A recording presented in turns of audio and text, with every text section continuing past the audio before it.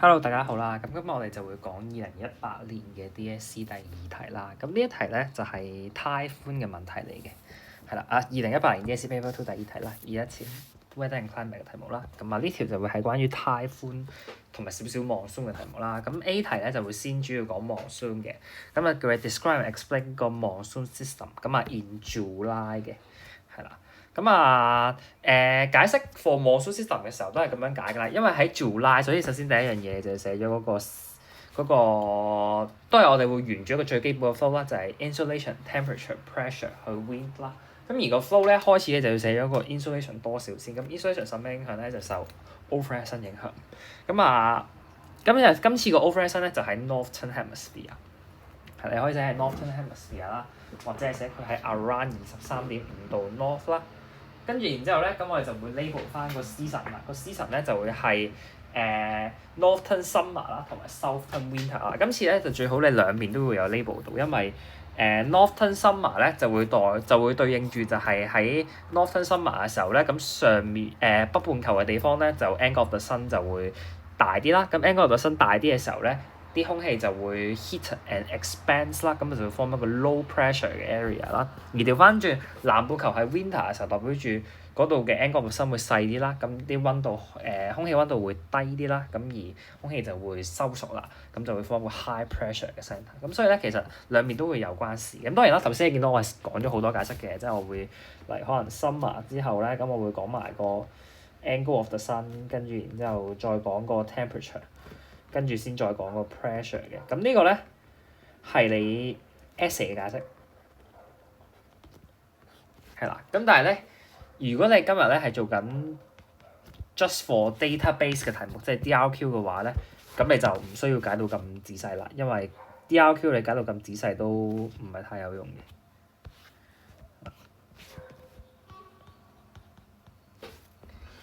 好啦，咁跟住咧就然之後啦，就你都係知道邊度 high pressure、low pressure 咧。凡係解釋風嘅時候咧，都係嗰個最基本嘅原理啦，就係解釋風係由 high pressure 吹去 low pressure。咁呢個 point 係點都要講噶啦。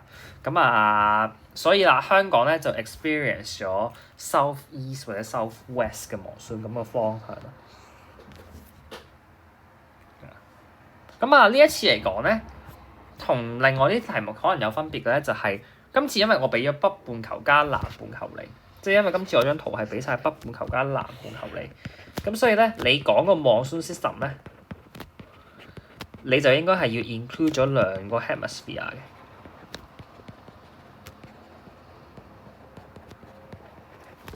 咁樣題目咧，如果佢淨係俾，例如可能北半球你，咁你就調翻轉啦，係啦。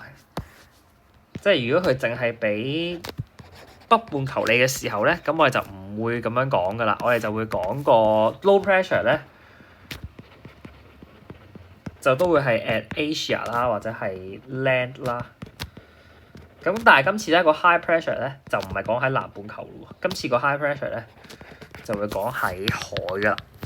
咁呢個咧你就要睇題目去做人啦，因為題目就會話俾你聽，你究竟應該用邊個解釋去，即係題目 given 個地圖就話俾你聽，你應該用邊種解釋啦。好啦，咁跟住去到 boy 題啦。boy 題咧就問你有啲咩 favourable condition for weather system P， 即係颱風啦。咁第一個 condition 就好明顯啦，係個 lattice 潮啦。你要見到咧，佢 form 嘅地方係 around 喺10至15度左緊嘅，係啦。咁而10至15度有啲咩嘅特色咧？其實就應該係兩個 condition 咁樣寫晒嘅，係啦。咁第一個特色就係10至15度夠熱，咁佢係 tropical 或者 warm 嘅 ocean 啦。咁因為佢夠 warm 啦，咁所以佢就會有 sensible heat 啦。sensible heat 即係代表住就係個暖嘅海洋咧就會heat up 咗 surrounding 嘅 air， 而方便呢啲 air 咧就會可以向上升，而向上升嘅時候咧，佢就會帶埋海嘅水氣走啦，咁就會 favours evaporation 啦。supply 咗足夠嘅 moisture 去俾上面啦，而呢個 process 咧，因為你夠熱啊，咁所以個 uprising of air 係會 rapid 啦，而之後咧，咁當我去到好頂啦，即係當我喺個海度跟住然之後咧，咁我哋啲空氣向上升之後咧，咁升到去一個 condensation point 嘅位置咧，咁你就會 condense 啦。咁 condense 嘅時候咧，點解會有颱風咧？就係因為 condense 嘅時候咧，就可以將水蒸氣嘅將水蒸氣嘅 latent heat release 翻出嚟去到 surrounding，咁令到周邊咧就夠熱。咁周邊夠熱咧，佢就可以 form 到一個即係佢就有足夠嘅能量去俾嗰個颱風嘅 current 去 rotate 啦。而點解係 rotate 而唔係話個 high pressure 嘅 wind 會 fill up 咗個 low pressure centre 咧？因為有 Coriolis force 啦。咁呢度啲解釋咧係最簡單嘅解釋嚟嘅。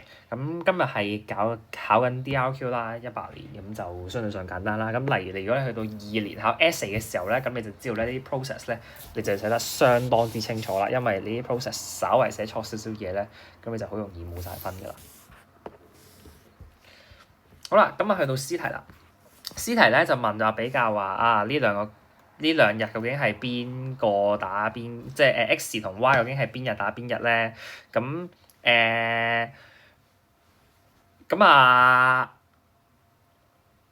喺呢個 case 首先睇咗最明顯 Y 先啦。Y 咧就應該係喺30號啦，因為 Y 好明顯咧就係落得最大雨咁，一定係個颱風最近香港嘅日子啦。咁而 X 究竟係29定28定27咧？咁佢應該係似29居多嘅，因為如果佢係28或者27嘅話咧，咁香港應該就會係一個 periphery 嘅 region。咁如果喺 periphery 嘅 region 咧，咁嗰日咧應該就會係一啲即係嗰啲好 stuffy 嘅 weather，應該係冇雨落啦，跟住然之後個風速都好低啦咁樣樣。咁但係今日你見到呢度其實個風速都唔低嘅呢兩個，咁所以應該咧就會 X 就比較似係29。係啦，同埋你見到咧係兩個 consecutive days 啦，咁係啦，應該呢個係最主要嘅提示，我都唔記得咗睇呢個。係啦，咁你好明顯推斷到咧 Y 係30嘅時候，X 一定係29，係啦，咁就唔使諗埋28定29添㗎，甚至係啦。咁而叫你去俾，即係去講呢兩日之間嘅轉變咯喎。咁呢兩日之間轉變咧，呢度有4個俾咗你啦，咁就好簡單嘅。所以佢呢條咧，其實佢就覺得好鬆手嘅。但係坦白講，而家嘅考試就唔會覺得咁鬆手㗎啦。咁都幾肯定可以話俾大家聽。根據近幾年24、25年嘅，尤其是 weather and climate 嘅 marking 係一定會覺得咁鬆手嘅。咁大家呢個答案咧就可以睇下，跟住學咗啲 point 佢咁樣樣啦。咁但係你唔好 expect 去到你哋考試嘅屆數咧，啲答案會有咁多選擇。6分有幾多個 point 啊？1、2、3、4、5、6、7、8、9、10、11、12、13，有14個 point 冇可能㗎啦。而家係冇可能㗎。6分就而家題目，如果你預6分，可能係8個 point、7個 point 係啦，或者最多9個 point 咁樣樣啦嚇，就唔會好多 point 嘅。咁先睇到佢 describe 啦，就係呢4樣嘢啦。咁我哋就解釋咯喎。咁凡係解颱風嘅天氣變化咧，即係無論你解颱風嘅天氣也好啦，定係解颱風嘅天氣變化都好咧，一定要講到首先就係第一個颱風而家同香港嘅關係，就係香港喺個颱風嘅咩位置咧？咁例如可能而家香港喺個颱風嘅 typhoon 嘅 I 附近，係啦。咁所以佢就會受個 vortex 同埋 spiral ring bands 影響啦，即係個風眼附近最強嘅嗰啲對流嘅雲團影響啦，係啦。咁有時候咧，你就會係寫可能香港就會喺個 periphery of 個 typhoon，咁所以你就會有 subsiding 嘅 air 啦，咁所以就冇雨落風速低咁樣嗰啲啦。咁呢個就係2016年 DSE 考過嘅嘢嚟，係啦。咁而家呢度咧就考你最正經嗰種，就係喺颱風嚟嘅時候啦。咁跟住第二樣嘢都一定要寫嘅就係颱風係個 low pressure system。雖然而家呢一分唔一定有，但係你都一定要寫，因為如果佢有嘅話，你冇寫就好蝕底㗎啦，係啦。咁而因為佢係 low pressure system 啦，咁代表住佢會有 strong 嘅 uprising air 或者 convergence of air 啦。咁當你啲空氣向上升緊嘅時候，你個 air pressure 咪跌咯，係啦。而同一時間咧，佢個 uprising air 係好快啦，咁所以咧佢會係有一個 steep 嘅 pressure gradient 啦，咁所以風速好勁啦，係啦。而喺呢個位置佢 affected by vortex 嘅時候咧，咁喺 vortex 即係喺個 eye wall 附近咧，就會有好強嘅 convection，有好強嘅 convection 咧，就會有好多嘅雲團，而嗰啲雲團嗰啲 towering clouds 就會有好勁嘅雨啦。咁另外最後啦就解風向啦，個風向就係點解個風向會由 WNW 去 SSW 咧？咁你睇到就係本身佢個颱風喺香港嘅東南邊。係啦，而家咧就喺香港嘅東邊或者係 next to Hong Kong，係啦，呢個佢位置近到咧，其實咩風向都唔係，即係咩位置都唔係好重要。咁咧而即係話颱風向西北喐啦，咁颱風向西北喐嘅時候咧，咁你個風就會吹緊唔同嘅風向啦。當你喺呢度嘅時候咧，你個風就會咁樣吹啦。而之後咧個風就會咁樣吹啦。咁呢個位咧，其實通常我會建議啦，如果喺而家嘅解釋嚟講咧，如果你要解2號仔即係 wind direction 嘅話，你最好就會解翻就係佢個颱風嘅 position relative to Hong Kong 係啦。咁跟住然之後你再寫咧就係wind blows from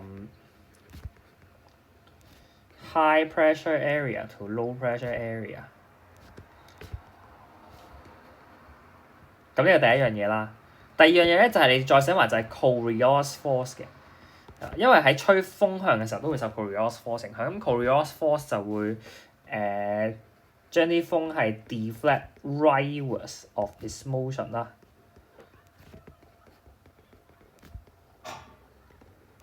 in northern hemisphere。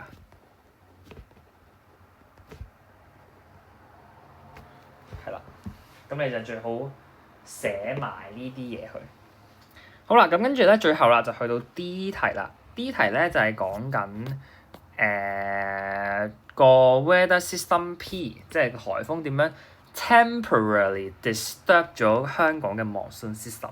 咁呢一條咧，其實佢就想考緊你咩咧？就係佢想考緊你本身香港嘅 monsoon係吹緊西南風或者東南風啦，係啦。咁但係而家咧，佢又去到打風嘅時候，佢就唔係吹緊西南風或者東南風喎。去到打風嘅時候咧，佢就可以吹其他嘅風向嘅喎，係啦。咁你就要解釋翻點解啦，係啦。點解咧？其實就係頭先我解釋嗰啲嘢啦，不過有少少就要寫翻清楚啲啦，就係啦。首先你講咗啦，就係一開始喺香港係咩風先？係因為受 monsoon system 影響下，受 monsoon system 影響下咧，香港係吹緊 onshore 嘅 SC 或者 SW 嘅 monsoon 嘅。咁但係喺颱風吹嚟嘅時候咧，因為佢係一個 low pressure system 啦，咁所以風就會 blows towards 個 centre 啦 of 個tropical cyclone 啦。咁而 blows towards 咧就會同時 plus 埋係現一個嘅 anti-clockwise 嘅 direction 嘅，因為 Coriolis force 即係將佢個風向右 deflect 咁樣啦。咁喺颱風嘅情況下就會係有 anti-clockwise 嘅 direction 㗎啦，係啦。而因為好多時咧，颱風係喺海度嚟啊嘛，咁佢喺海度嚟咧，令到你吹個風咧，通常就會變做係由陸地吹翻入嚟，咁你就會出現咗一啲 offshore wind，係啦。咁但係咧，記住颱風係一個 weather system 啦，佢唔係一個 climatic 嘅 influence 啦，咁佢只會 temporarily disturb 嘅啫。咁所以咧，其實當個颱風過咗之後咧，就會翻轉頭㗎啦。咁其實呢條 D 題咧係超級容易嘅，而家嘅 discuss嘅題目唔會咁容易啦，即係而家喺度 last 4分唔會咁容易嘅啦。咁呢條題目其實本身都唔難，咁我估大家如果即係要喺呢條題目入面學習，你最主要就係要 recap 到呢條題目入面所講嘅所有嘅基本 concept 啦，因為呢條真係唔係一條好複雜嘅題目。